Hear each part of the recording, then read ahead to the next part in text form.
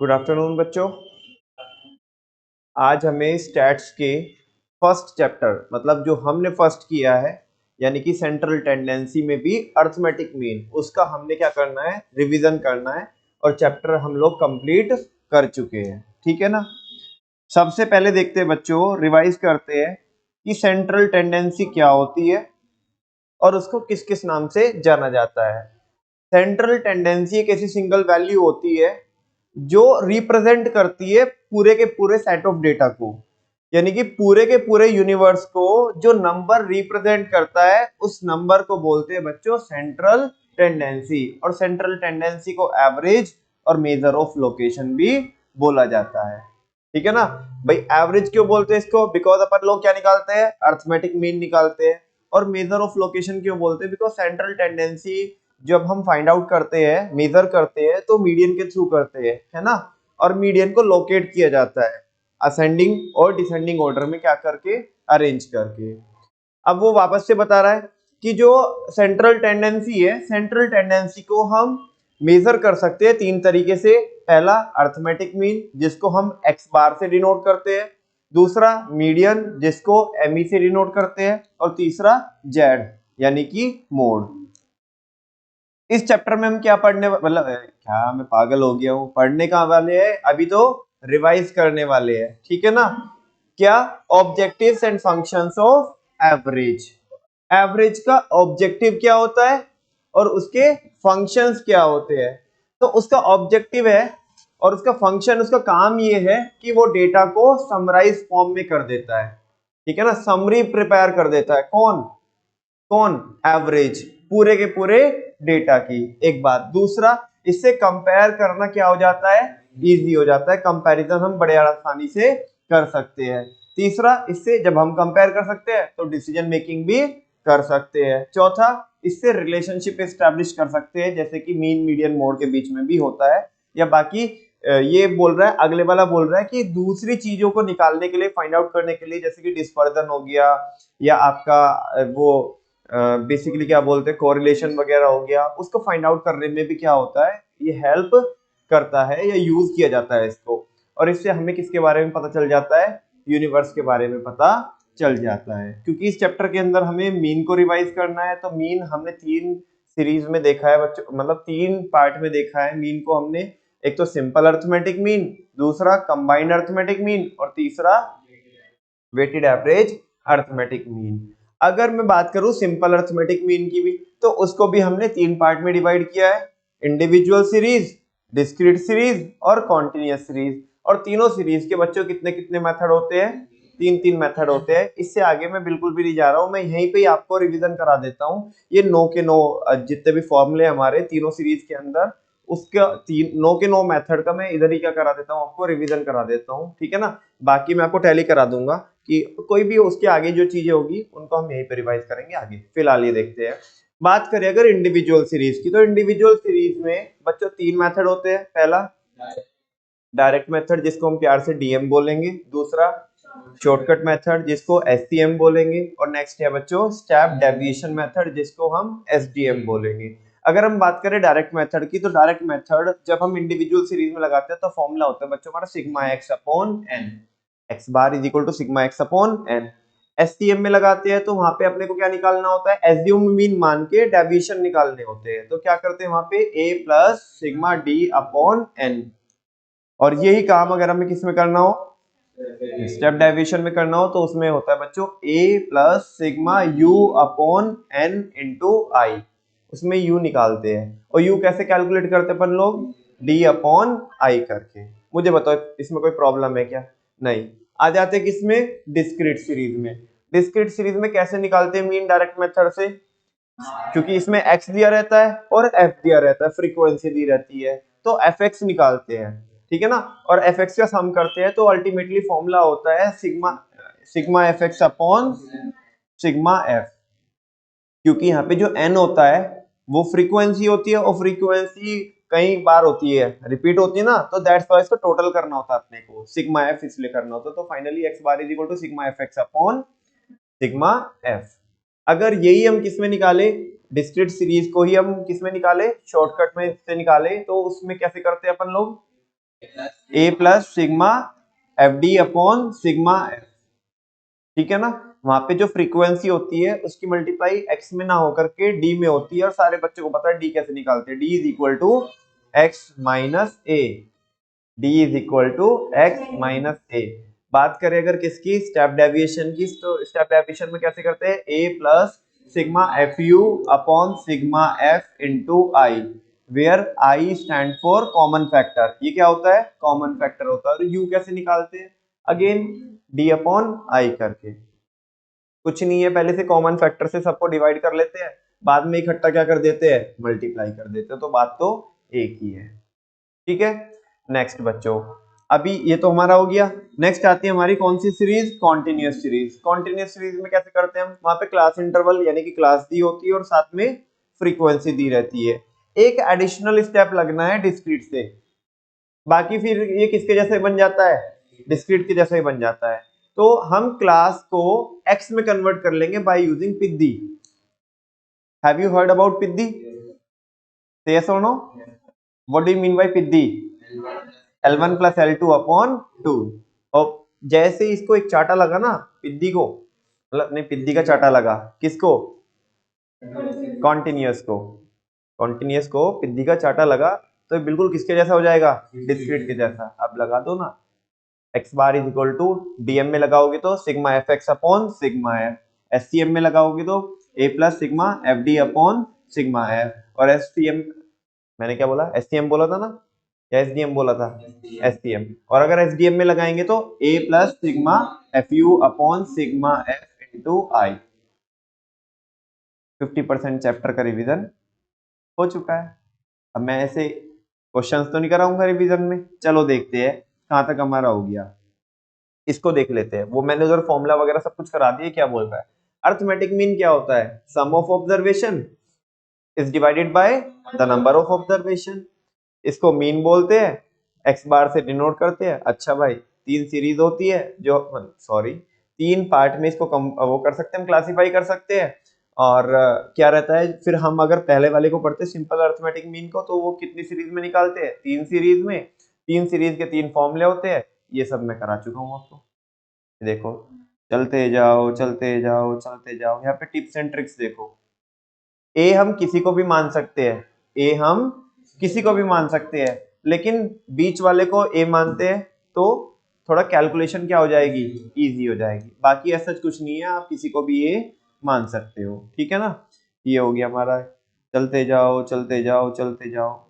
ये बोल रहे हैं कि जब हमें क्या करना होता है, सारे के सारे मेथड से कैलकुलेट करना होता है, तीनों मेथड से एक ही क्वेश्चन को, तो एक कॉम्प्रिहेंसिव टेबल बनाने का, क्या बनाने का, ऐसा नहीं कि अलग अलग करने का। पहले वो लगाओगे आप डायरेक्ट मेथड, फिर आप शॉर्टकट लगाओगे, फिर स्टेप डेविएशन ना, एक में सॉल्व कर दो, कॉम्प्रिहेंसिव टेबल बनाओ सारी, जिसमें आपने सारे कॉलम कवर किए हो, हर एक चीज के, मतलब हर एक फॉर्मूले की जो रिक्वायरमेंट है वो आप कवर करके चलेंगे। तेज सुनो, ऐसा उसने बोला।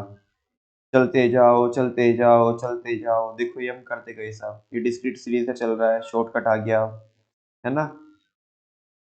वापस से ध्यान रखने का आपको कि जो आपको ए मानना होता है वो किस में से मानना होता है बच्चों, एक्स में से मानना होता है, ना कि फ्रीक्वेंसी में से, ठीक है ना, ये गलती मत करना। फिर चलते जाओ चलते जाओ चलते जाओ चलते जाओ चलते जाओ, ये सब कुछ कर चुके हैं अपन लोग। ये देखो ना पिद्दी, अरे देखो ना पिद्दी को, L1 plus L2 upon 2। Next, ये सब कुछ हमने कर लिया बच्चों। यहाँ पे देखो ये कौन से क्वेश्चन है, आई थिंक मिसिंग वाले चल रहे हैं ना, हाँ मिसिंग वैल्यू वाले। तो देखो यहाँ पे मिसिंग वैल्यू में देखा था हमने, एक जगह तो मिसिंग क्या था, एक्स मिसिंग था, एक जगह मिसिंग क्या है, एफ मिसिंग है। जहाँ पे एफ मिसिंग रहता है वहां पे थोड़ा केयरफुली आपको क्या करना होता है, सॉल्व करना होता है, क्योंकि वहां पे जो वेरिएबल फैक्टर आता है वो दोनों उसमें आता है, न्यूमरेटर में भी आता है और डेनोमिनेटर में भी आता है। लेकिन जब एक्स मिसिंग होता है बच्चों, तो उस केस में किस में आता है, केवल न्यूमरेटर में आता है, डेनोमिनेटर में नहीं। अरे मतलब सिग्मा एफएक्स के साथ में वो वेरिएबल चलता है, बाकी नीचे कंप्लीट नंबर रहता है। तो ये ऐसा कुछ लिखा है यहाँ पे, मिसिंग वाले ये क्वेश्चन आपको आते हैं, कैसे करते हैं मिसिंग वाले, अरे जैसे नॉर्मल करते हैं वैसे करते हैं, बस जो मिसिंग होता है वो बाद में निकल जाता है। भैया कैसे निकल जाएगा बेटा, यहाँ पे मीन दे के रखता है वो, हमेशा आपको मीन निकालना होता है, लेकिन इन वाले क्वेश्चन में ऑलरेडी मीन दे के रखेगा, तो आपको जो मिसिंग है वो निकालना होता है। ये सारा कुछ हम कर चुके रिवाइज। आगे और क्या है, अब तो स्पेशल सीरीज आएगी, क्या आएगी, इधर ही करा देता हूँ स्पेशल सीरीज को। देखो क्यूमुलेटिव फ्रीक्वेंसी डिस्ट्रीब्यूशन, मीन में निकाल मतलब मीन निकालना होता है हमें क्यूमुलेटिव फ्रीक्वेंसी डिस्ट्रीब्यूशन में, और इसमें भी दो बच्चे होते हैं इसके, एक लेस देन टाइप बच्चा और एक मोर देन टाइप बच्चा। आप मुझे बताओ जो क्वेश्चन में दी हुई होती है क्या वो फ्रीक्वेंसी दी होती है, नो, वो क्यूमुलेटिव फ्रीक्वेंसी दी होती है, क्या दी होती है, क्यूमुलेटिव फ्रीक्वेंसी। और क्यूमुलेटिव फ्रीक्वेंसी को फर्स्ट ऑफ ऑल हमें क्या करना होता है, कन्वर्ट करना होता है नॉर्मल फ्रीक्वेंसी में, देन बाकी क्या हो जाएगा, ये बिल्कुल सिंपल क्वेश्चन हो जाएगा। हाँ बोलो ना, जैसे, हाँ मतलब वो ऐसा बोलता है कि जैसे ही वो क्यूमुलेटिव फ्रीक्वेंसी है उसको हमने किस में कन्वर्ट किया, फ्रीक्वेंसी में कन्वर्ट किया, तो नॉर्मल डिस्क्रीट वाला क्वेश्चन बन जाएगा, वैसे सॉल्व कर देंगे हम। बोलो कोई प्रॉब्लम है क्या। अच्छा भैया ये लेस देन और मोर देन का चक्कर क्या है, देखो रटने को मैं तो अब कह नहीं रहा हूँ आपको कि ऊपर में से नीचे घटाओ या नीचे में से ऊपर घटाओ, क्वेश्चन देख के आपको खुद पता पड़ जाएगा, जब मैंने यहाँ पे क्लास में भी कराए थे तो आपको खुद पता पड़ जाएगा। अभी किसी को वापस से रिवाइज करना है तो एक क्वेश्चन देख लीजिए, मैं अभी नहीं करा रहा हूँ मैं, ठीक है मैं करा चुका, क्वेश्चन देख लीजिए, डाउट रहेगा तो कल वापस से बता दूंगा, लेकिन फिलहाल आप देख लो इसे, एक क्वेश्चन को देख लेना तो आपको सब कुछ रिवाइज हो जाएगा। बात करते हैं मिड वैल्यू सीरीज की। अरे देवा इसमें तो कुछ करना ही नहीं है अपने को, उसने तो और हमारा काम क्या करके दिया है, इजी करके दिया है। क्लास इंटरवल देके रखता है तो एक्स निकालना होता है बाय यूजिंग पिद्दी, इधर तो पिद्दी ऑलरेडी निकाल के दिया है, ये तो बिल्कुल डिस्क्रीट के जैसा क्वेश्चन हो जाएगा, सॉल्व कर देंगे कोई सा भी मेथड लगाओ। नेक्स्ट है इंक्लूसिव सीरीज, ये कौन सी सीरीज होती है बच्चों, अच्छा मैं कह रहा हूँ इंक्लूसिव सीरीज, और फिर पूछा मैंने ये कौन सी सीरीज होती है, इंक्लूसिव, बहुत अच्छे, तुम नहीं मार खाओगे, बहुत आगे जाओगे तुम। हाँ जी,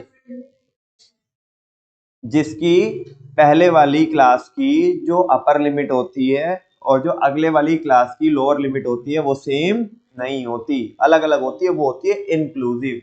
बाकी नॉर्मल कौन सी रहती है, एक्सक्लूसिव। एक्सक्लूसिव की क्या खास बात होती है कि पहले वाले की अपर लिमिट दूसरे वाले की लोअर लिमिट के बराबर रहती है।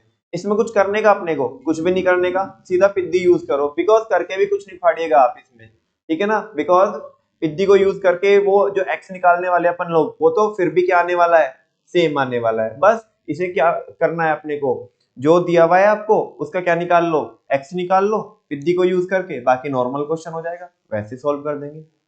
ओपन एंडेड में क्या होता है बताना, ओपन एंडेड भी देखो दो बोल रहा है, equal class interval, unequal class interval, फर्क ही नहीं पड़ता, मैंने तो यहाँ पे बस क्लासिफिकेशन जस्ट करके दिया है आपको, बाकी क्वेश्चन करने के तरीके में कोई यहाँ पे चेंज नहीं है। ओपन एंडेड में ये होता है कि फर्स्ट वाले की क्या मिसिंग रहती है इसमें, लोअर लिमिट, और लास्ट वाले की अपर लिमिट मिसिंग होती है, वो आपको ट्रेंड देख के पता चल जाएगा इक्वल वाले में, समझ में आ रही है बात। अनइक्वल वाले में भी क्या रहता है पता चल जाता है, क्वेश्चन में कुछ इस तरीके का रहता है कि पता ही चल जाएगा आपको, वो ट्रेंड कुछ ना कुछ देके रखेगा आपको, तो क्वेश्चन को देखने के बाद पता पड़ जाता है, कुछ भी नहीं करना है इसमें। ओपन एंडेड में क्या करने का, वो मिसिंग रहती है उसको लिखने का, वापस से पिद्दी लगाने का, है ना, और पिद्दी लगा करके क्या करने का अपने को, सॉल्व करने का। हाँ बोलो ना, कोई डाउट है क्या आपको, नहीं ना, आगे चल सकते हैं। नेक्स्ट है अनइक्वल क्लास इंटरवल, इसमें भी कुछ नहीं है, ये तो इससे भी आसान है। देखो ये जो इधर क्या रहता है ओपन एंडेड में क्या रहता है अनइक्वल, उसमें तो चलो ओपन एंडेड में कंप्लीट भी करना होता है, फर्स्ट वाले की लोअर को लास्ट वाले की अपर को फाइंड आउट करना होता है, इसमें तो वो भी नहीं करना, बस अनइक्वल है तो कोई बात नहीं, हम ऐसे जैसे नॉर्मल सॉल्व करते हैं वैसे हम इसे सॉल्व कर देंगे। ये देखो क्यूमुलेटिव फ्रीक्वेंसी के बारे में बता रहा है, और हमने यहाँ पे लिखा है टिप्स एंड ट्रिक्स में कि लेस देन टाइप में और मोर देन टाइप में आप सी एफ को एफ बनाना ना भूले, वो एफ आपको बनाना चाहिए तभी आपका आंसर आएगा, अदरवाइज वो गलत हो जाएगा। ये सब कुछ हो गया हमारा, ये मैंने आपको बता दिया सब, ये सब कुछ हो गया इधर। हाँ ये कह रहा है जब इंक्लूसिव सीरीज की बात करते हैं तो नोट में देखो क्या लिख रहा है, मीन में तो कन्वर्ट नहीं करते, लेकिन जब अपन लोग क्या निकालते हैं, मीडियन और मोड निकालते हैं, तो तब हमें क्या करना होता है, कन्वर्ट करना होता है। क्यों कन्वर्ट करना होता है बेटा, क्योंकि वहां पे ना फॉर्मूला यूज होता है वो L1 प्लस करके, और जब हम चेंज करेंगे तो L1 क्या हो जाती है, चेंज हो जाती है, तो दैट्स वाई वहां पे हमें क्या करना होता है, इंक्लूसिव को एक्सक्लूसिव में कन्वर्ट करना होता है, ठीक है ना। ये सब कुछ हो गया, ये भी करा दिया मैंने आपको। चलो अब इस पे आ जाओ बच्चों, प्रॉपर्टीज ऑफ अरिथमेटिक मीन, बहुत सिंपल बहुत आसान बच्चों, चार प्रॉपर्टी हमने यहाँ पे पढ़ी थी, आप मेरे को बहुत सिंपल तरीके से बता के बताओ कैसे हमने यहाँ पे प्रॉपर्टी कौन कौन से वाली पढ़ी थी यहाँ पे।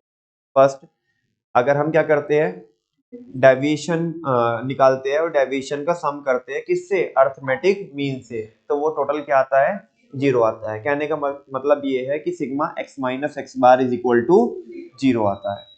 दूसरा, अगर यही हम स्क्वायर कर दें, यानी कि जो डेविएशन निकाला डेविएशन का स्क्वायर कर दे, उनका सम कर दे, यानी कि sigma x minus X bar का होल स्क्वायर, तो वो मिनिमम आता है। क्या आता है, मिनिमम आता है। और दो बड़ा सिंपल है, नेक्स्ट दो जो है वो बहुत सिंपल है। अगर हम किसी सीरीज में कोई के नंबर को, कोई भी कांस्टेंट नंबर को हर एक ऑब्जर्वेशन में ऐड करते हैं या लेस करते हैं, तो नए वाली सीरीज का जो मीन आएगा बच्चों, वो पिछले वाली सीरीज का जो मीन आया था उसमें वही वही कांस्टेंट नंबर ऐड कर दो। अगर आपने ऐड किया है तो हर एक नंबर, और अगर सब्सट्रैक्ट किया तो सब्सट्रैक्ट कर दो, तो वो आएगा। बात समझ में आती है। ऐसे किसके लिए बच्चों, मल्टीप्लाई के लिए और डिवाइड के लिए। अगर आपने कोई भी सीरीज को मल्टीप्लाई या डिवाइड किया है तो नई वाली सीरीज का मीन भी उतने नंबर से या तो मल्टीप्लाई होके आएगा या तो डिवाइड होके आएगा। ये चार प्रॉपर्टी है, देखो इनका मैंने यहाँ पे क्रॉस टैली कराया है। पहली प्रॉपर्टी अगर आप देखना चाहो तो बहुत शॉर्ट में, sigma X minus X bar is equal to 0। दूसरा, sigma X minus X bar का whole square is equal to minimum. तीसरा ये हो गया, ये लिखा है अगर आपने क्या किया है, इंक्रीज किया है या डिक्रीज किया है किसी के नंबर से, तो उतने से ही वो इंक्रीज और डिक्रीज हो जाएगा। और सेम एज चौथी प्रॉपर्टी के लिए, यहाँ पे आपने क्या किया होता है, मल्टीप्लाई किया होता है या डिवाइड किया होता है, तो उतने ही से क्या हो जाएगा, वो मल्टीप्लाई और डिवाइड हो जाएगा। चार प्रॉपर्टी आपकी ये हो गई, ठीक है। ये सब कुछ हो गया। नेक्स्ट टॉपिक है बच्चों, बहुत सिंपल बहुत आसान, इसमें कुछ नहीं करने का, मेरे को क्या बताने का, दो सीरीज का क्या करना होता है, अपने को कंबाइंड मीन निकालना होता है। तो सिंपल फॉर्मूला है, combined mean is equal to n1 x1 bar plus n2 x2 bar upon n1 plus n2। जो पहला नंबर है उसकी पहले वाली सीरीज के मीन में मल्टीप्लाई करो, प्लस आपका दूसरे वाला जो नंबर है उसकी दूसरे वाली सीरीज के मीन में मल्टीप्लाई करो, उसे एवरेज आउट कर दो। ये कुछ नहीं है, ये ऐसा वेटेड एवरेज निकाला हमने। क्या निकाला, एक टाइप का दो का वेटेड एवरेज है। क्या है, वेटेड एवरेज, ठीक है ना। पहले वाले नंबर का उसके मीन में मल्टीप्लाई करा, प्लस किया दूसरे वाले नंबर के उसमें मल्टीप्लाई करके, और डिवाइड बाय क्या करते हैं उसे, n1 प्लस n2। तो दोनों को कंबाइंड ले लिया हमने। समझ में आ रही है बात।